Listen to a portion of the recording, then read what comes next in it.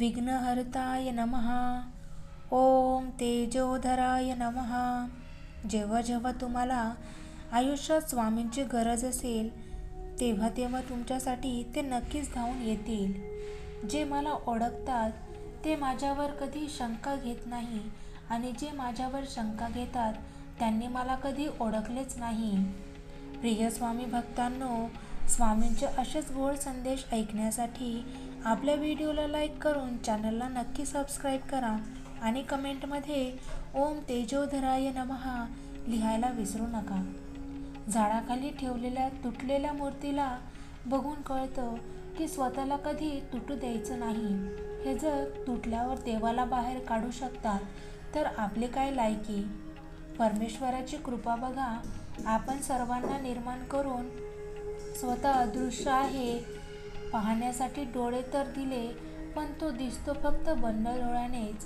माणसाचा वाहणारा पूर आहे. शहर हे ओल्या चित्तेचा धूर आहे. कोण येथे काळजी करतो जगाची आपल्या जगण्यात जो तो चूर आहे.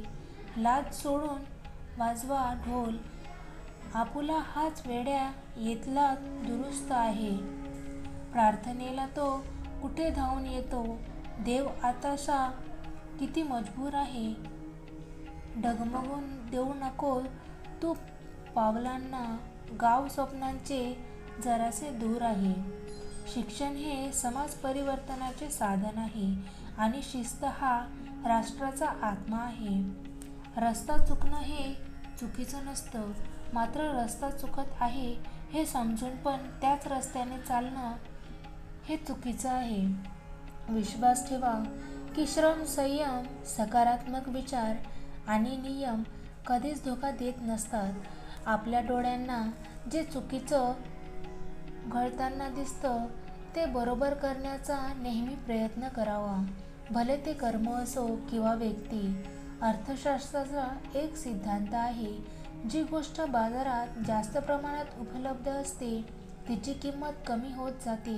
त्यामुळे वेगळे बना. कमाईचा अर्थ फक्त धनच मोजणे असा नाही, तर अनुभव, नाती, मान सन्मान, वागणूक आणि संस्कार हे सुद्धा कमाईमध्येच मोजले जातात.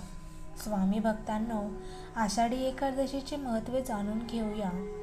आषाढी एकादशी म्हटले की आपल्याला माहीत असते ती म्हणजे आळंदी ते पंढरपूरची वारी. हा दिवस महाराष्ट्रात अत्यंत महत्त्वाचा मानण्यात येतो. महाराष्ट्राच्या कानाकोपऱ्यातून, ठिकठिकाणाहून लाखो भाविक लोक विठ्ठल नामाचा गजर करीत पंढरपुराला पायी चालत येतात. अनेक वर्षापासून सुरू असलेल्या या परंपरेवर देशाचं नाही तर जागतिक स्तरावरील अभ्यास सुरू आहे. या दिवशी वारकरी चंद्रभागेत स्नान करून विठ्ठलाचे दर्शन घेतात. इतके दिवस ज्या विठ्ठलासाठी चालत आलो ते अखेर भेटल्याने आनंदी झालेले हे वारकरी उपवास करतात. शहरातही जे वारकरीला जाऊ शकत नाही ते या दिवशी उपवास करून मनोभावे विठ्ठलाची यथोचित पूजा करतात. आषाढ हा हिंदू पंचांगाप्रमाणे वर्षातला चौथा महिना आहे. या महिन्याच्या पौर्णिमेस चंद्र पूर्वाषाढ नक्षत्राच्या आसपास असतो, म्हणून या महिन्याला आषाढ महिना असे म्हणतात. आषाढ महिन्याला आखाड असेही म्हणतात. मृगाचा पाऊस पडून गेल्यावर शेते बऱ्याचपैकी ओली होतात. चिखलणी केलेल्या शेतामध्ये जमीन ओली झालेली असल्यामुळे बळीराजा बी पेरतो. मृगाचा पाऊस पडून गेल्यानंतर ज्येष्ठ महिन्यात किंवा पुढे येणाऱ्या आषाढ महिन्याच्या काही दिवसात सुद्धा कधीकधी पाऊस पडत नाही. हवेमध्ये अजूनही खूप उष्णता असते.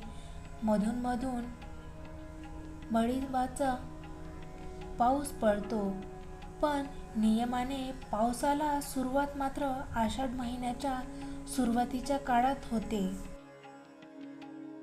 ग्रीष्म ऋतूने तापलेला सारा निसर्ग आषाढ सरींनी प्रफुल्लित होतो आणि साऱ्या सृष्टीला उत्साहित करून जातो.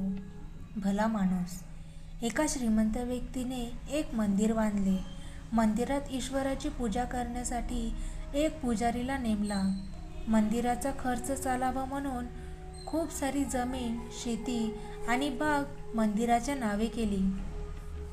मंदिरात जे भुकेले, दीन दुखी आणि साधू संत येतील ते तेथे 2-4 दिवस राहू शकतील याच्या भोजनांसाठी भगवंताचा प्रसाद मंदिरातून मिळेल अशी व्यवस्था त्यांनी केली होती. जो मंदिराच्या निधीची व्यवस्था करेल आणि मंदिराचे सर्व कामकाज व्यवस्थित चालवेल. खूप इच्छुक लोक त्या श्रीमंत व्यक्तीकडे आली. ज्याला या मंदिराच्या व्यवस्थेचे काम मिळेल त्यांचा पगार चांगला. सर्वांना या मंदिराचे हेते जनक तेथे, परंतु त्या श्रीमंती व्यक्तीने सर्वांना परत पाठवले. सर्वांना म्हणत असे, मला एक भला माणूस पाहिजे, मी स्वतःच त्याची निवड करेल. खूप लोकांनी मनातल्या मनात त्या श्रीमंत व्यक्तीला शिव्या दिल्या. खूप लोक त्याला मूर्ख किंवा वेडा म्हणत होते, परंतु त्या श्रीमंत व्यक्तीने कुणाच्या बोलण्याकडे लक्ष दिले नाही. जेव्हा मंदिराचे द्वार उघडत असे, लोक ईश्वराच्या दर्शनासाठी येऊ लागत, तेव्हा ती श्रीमंत व्यक्ती आपल्या घराच्या छतावर बसून मंदिरात येणाऱ्या लोकांचे शांतपणे निरीक्षण करत होती. श्री स्वामी भक्तांनो, अशीच एक कथा आहे. उतू नकोस मातू नकोस. अम्मा, उतू मातू म्हणजे काय? ईशानने फरशीवर गाडी फिरवत फिरवत विचारलं. काय? मी केस विचारताना थबकले. तू नाहीस का काल म्हणत होतीस उतू नको मातू नको? त्याने मग माझ्याकडे पाहिलं. ओ, ते उतू नकोस मातू नकोस, घेतला वसा टाकू नकोस. हा म्हणजे काय? आता काय सांगायचं या इंग्लिश शाळेत शिकणारी ही मुलं? काय अर्थ सांगावा? तसं मला तरी कुठे उतू मातूचा इंग्लिश शब्द माहिती आहे म्हणा. तसं फार काही व्रत वैकल्ये मला जमत नाहीत, पण लॉकडाऊनमध्ये घरी राहिल्याने सोसायटीतल्या शेजाऱ्यांच्या नादाने मी देखील सणवारात इंटरेस्ट घेऊ लागले. मग सासूबाईंच्या वर्चस्व देखरेखीखाली पूजा मांडते. महालक्ष्मीची काल 2रा गुरुवार झाला. लहानपणी ही कथा वाचायला नेहमी मी पुढे असायचे. चांगल्या आवाजातले चढ उतार घेऊन. आटपाट नगर होते. नगराचा एक राजा होता. त्याचे नाव होते भद्रश्रवा. तो दयाळू, शूर व प्रजादक्ष होता. देवब्राह्मणांना, साधू संतांना सुखवीत होता. राजांच्या राणीचं नाव सुरचंद्रिका. मागील जन्मी ती एका वैश्याची पत्नी होती. तिचं नवऱ्याशी भांडण होई. भांडण वैतागली. रागानं घराबाहेर पडली. चालत होती. अनवाणी रानातनं तिथं तिला दिसलेल्या सुवासिनी त्या करत होत्या लक्ष्मीचं व्रत. ते तिनं पाहिलं. त्यांच्याबरोबर तिनंही व्रत केलं. दुःख विसरली, दारिद्र्य गेले, परिस्थिती सुधारली. देवीची भक्ती फळाला आली. कालांतराने ती मरण पावली. पुढे तिचा जन्म झाला. स्त्रीचा जन्म पुन्हा मिळाला, पण भाग्य उजाडलं. भद्रश्रवा राजाशी तिचा विवाह झाला. ऐश्वर्यात लोळू लागली. गर्वानं ती फुगली. एकदा काय झालं, देवीच्या मनात आलं, राणीला आपण भेटावं, मागच्या जन्मीची आठवण द्यावी. देवीनं म्हातारीचं रूप घेतलं. फाटकं वस्त्र नेसली. माठी मळवट फासला. हातात काठी घेतली. काठी टेकत टेकत राणीला भेटायला आली. तिनं आरोळी दिली. अरे, आहे का घरात कोणी? कोणी घास देईल का? दासी बाहेर आली. म्हातारी दारात दिसली. तिनं विचारलं, कोण ग तू? कुठनं आलीस? काय काम काढलं आहे? तुझं नाव काय? गाव कोणतं? तुला काय हवंय? मधून मधून खोकलत हळू आवाजात म्हातारी सांगू लागली, माझं नाव कमला. द्वारकेतनं आले ग. राणीला भेटायचं होतं. कुठं आहे ग राणी? सुरचंद्रिका दासीचा निरोप ऐकून बाहेर आली. ती तावातावाने म्हणाली, कोण ग दूत थेरडे, इथे कशाला आलीस? हे ऐकून म्हातारी संतापली. सूर्यचंद्रिके, तुला तुझ्या संपत्तीचा गर्व झाला आहे. तुला तुझ्या भूतकाळात विसर पडला आहे. तू जा म्हणण्याआधीच मी निघाले. असे म्हणून म्हातारी काठी टेकत चरफडत निघाली. वाटेत तिला राजाची कन्या श्यामबाला दिसली. ही गोष्ट वाचता वाचता मला ती म्हातारी दिसली. सूर्यचंद्रिका म्हणजे एखाद्या जुन्या हिंदी सिनेमातली वॅम्प वाटायची. वाचताना कधी असा विचार वगैरे केला नव्हता. ही याला अर्थ काय खरंच कालही वाचताना केला नव्हता, पण कुठे ना कुठेही ती गोष्ट मनात होती.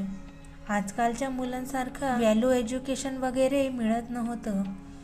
आम्हाला शाळेत मुलांचे संगोपन या विषयावर आईनं तरी कधी पुस्तक वाचायचं आठवत नाही. एकेकाळी कष्टात दिवस काढलेली आम्ही भावंडं आता सामाजिक अर्थाने चांगली सेटल आहोत. पण माझ्या आणि माझ्या भावंडाच्याही मनात कुठेतरी जाणीव आहे की हे दिवस कोणाच्या तरी कष्टामुळे आलेत आणि तेच कष्ट आपणही केले तर कुठे चांगले दिवस टिकून राहतील आणि मुलाच्या वाट्यालाही तेच सुख राहतील. हाच असा त्या गोष्टीचा अर्थ. व्रत, पूजा, उपवास ही सगळी निमित्त आहेत. वडीलधाऱ्याकडून घेतलेला कष्टाचा वसा टाकून नाही द्यायचा आणि अहंकाराला बाजूला ठेवायचं. अम्मा, मी थोडे कणिक घेऊन खेळायला जाणे किचनमधून आवाज आला. अरे हां, तिकडे कधी गेला? मी बेडवर बसून जो विचार करत होते त्यातून जागे झाले आणि किचनकडे गेले. त्याने ऑलरेडी थोडी कणिक घेऊन त्याचा हाती तयार करायला लागलाय होती. उतू मातू बद्दल तो विसरला होता. जाऊ दे, काय सांगायचं त्याला. त्यांच्या कानावर पडेल गोष्ट आणि कळेल अर्थ जेव्हा कळायचा. स्वतःच्या आत्मसन्मानाला कधीही हरवू देऊ नका. तुमचा आत्मसन्मान हा तुमच्या यशाचा आधार आहे. आपले स्वप्न हे आपल्या जीवनाचे खरे संचालक आहे. त्यांच्या पाठीशी निष्ठेने चालत राहा आणि तुमचे जीवन सार्थक बनवा. जीवनात कितीही शिकायची संधी आहे. उत्साहाने शिका आणि आपल्या ज्ञानाचा विस्तार करा. स्वतःच्या मनाचे शिल्पकार बना. तुमच्या विचाराने एक सुंदर जग निर्माण करा. चूक सुधारण्याची ज्याची स्वतःशीच लढाई असते त्याला कुणीही हरवू शकत नाही. माणसाला काहीही अशक्य नाही. खेदाची गोष्ट म्हणजे त्याच्यात इतकी शक्ती आहे यावर त्याचा स्वतःवर विश्वासच नाही. माणसाने आपल्या मनाच्या खोलात गेले तर त्याच्यातील यशस्वी ओळखून त्याचा वापर करून तो अशक्य कामे शक्य करून दाखवू शकतो. आयुष्यात जिंकाल तर असे जिंका की जणू सवय आहे आणि हराल तर असे हरा की जिंकून कंटाळा आला आहे. गंमत म्हणून हरलो आहे. पायाला स्पर्श करून जाणाऱ्या त्याच लाटा असतात ज्या मोठ्या बोटी बुडवण्याचं सामर्थ्य ठेवतात. शून्यालाही देता येते किंमत. फक्त त्याच्यापुढे एक होऊन उभे राहायला शिका. निर्णय चुकला तरी हरकत नाही. स्वतः विश्वास असले तरी जीवनाची सुरुवात कुठूनही करता येते. कठीण काळात सतत स्वतःला सांगा, शर्यत अजून संपलेली नाही, कारण मी अजून जिंकलेलो नाही. जितकी प्रसिद्धी मिळवाल तितके शत्रू निर्माण कराल, कारण तुमच्या प्रसिद्धीवर मरणारे कमी, जळणारे जास्त. तुम्ही ठरवलेल्या ध्येयावर लोक हसत नसतील तर तुमची ध्येय खूपच लहान आहेत हे लक्षात घ्या. समुद्रात किती लाटा आहेत हे महत्त्वाचं नसून त्या किनाऱ्याला किती स्पर्श करतात हे महत्त्वाचं असतं. समुद्रातलं सगळं पाणी कोणत्याही जहाजाला बुडवू शकत नाही, पण त्या जहाजाला जर ते पाणी आत येऊ दिलं तर ते जहाज बुडल्याशिवाय राहणार नाही. तसंच जगातले सगळे नकारात्मक विचार तुम्हाला हरवू शकत नाही जोवर तुम्ही त्यातल्या एकालाही तुमच्या मनात प्रवेश देत नाही. तुम्हाला तुमचे ध्येय गाठायचे असेल तर तुमच्यावर भुंकणाऱ्या प्रत्येक कुत्र्यांवर थांबून दगड मारण्यापेक्षा नेहमी बिस्किट जवळ ठेवा आणि पुढे चलत राहा. आयुष्यातले असंख्य समस्यांची फक्त दोनच कारणं असतात. एकतर आपण विचार करता कृती करतो किंवा कृतीऐवजी फक्त विचार करत बसतो. खेळ असो व आयुष्य, आपलं सामर्थ्य तेव्हाच दाखवा जेव्हा समोरचा आपल्याला कमजोर समजत असेल.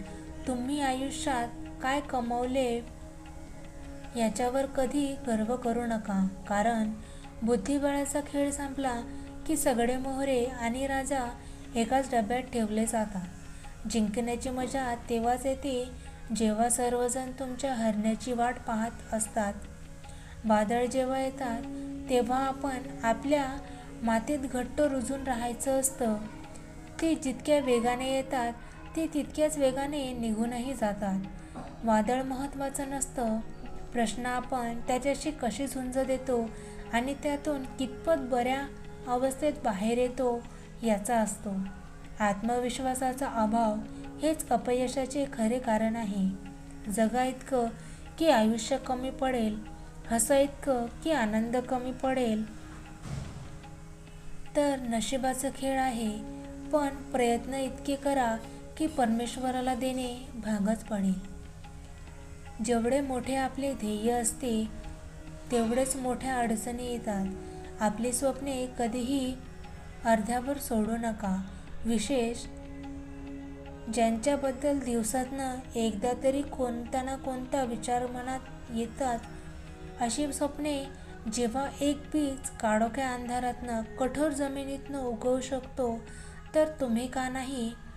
माणसाला दोनच गोष्टी हुशार बनवतात, एक म्हणजे वाचलेली पुस्तकं आणि दुसरी भेटलेली माणसे. तुम्ही प्रत्येक वेळेस नवीन चूक करत असाल तर नक्कीच समजा तुम्ही प्रगतीच्या मार्गावर आहात. जेव्हा आपली नखं वाळतात तेव्हा आपण नखं कापतो, बोटं नाही. त्याचप्रमाणे जेव्हा गैरसमजातून नाती तुटतात त्यावेळी अहंकार तोडा, नाती नाही.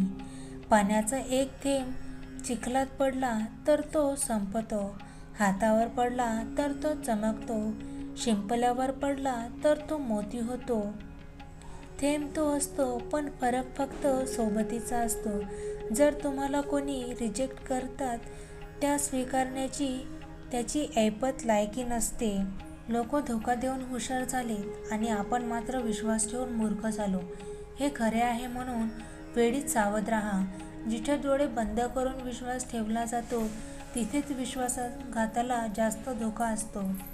पोटात एक आणि होठात एक अशी जगणारी माणसं विश्वासघातकी असतात. एकीकडे जीवन माणसाचे मन दुखवायची आणि दुसरीकडे मात्र खूप देवपूजा करायची, म्हणजेच सगळी पापं धुतली जातात. जगातील सगळ्यात मोठी अंधश्रद्धा आहे संयम. हा खूप कडवट असतो पण त्याच फळ खूप गोड असतं. आपलीच माणसं आपल्याला शिकवतात आपलं कोण आणि परकं कोण. एक कारण असतं, एक त्यांना तुमची भीती वाटते आणि दोन ते स्वतःचा द्वेष करतात, तिसरं त्यांना तुमच्यासारखं व्हायचं असतं.